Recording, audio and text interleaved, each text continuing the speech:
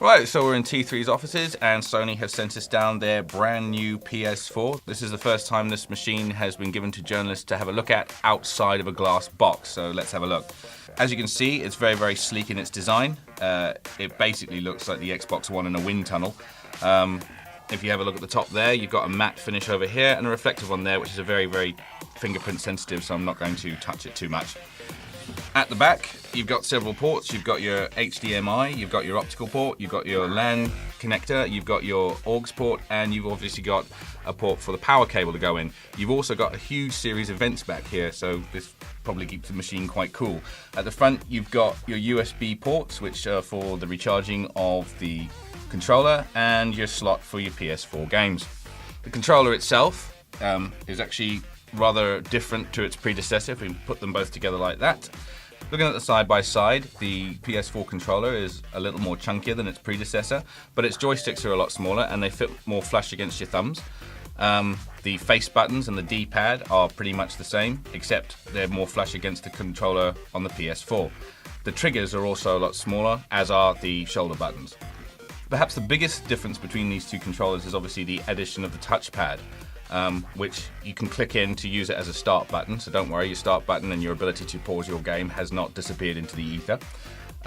This is also used in conjunction with games. At a demo that we recently saw where you could use the touchpad in conjunction with a camera, that you could use it to flick robots from out of the controller onto the screen in front of you.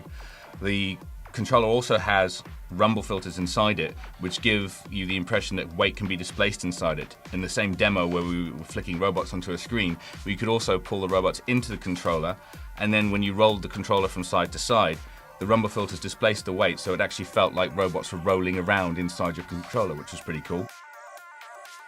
You got your PS button, which is where you would expect it to be, but you also have a speaker just above that.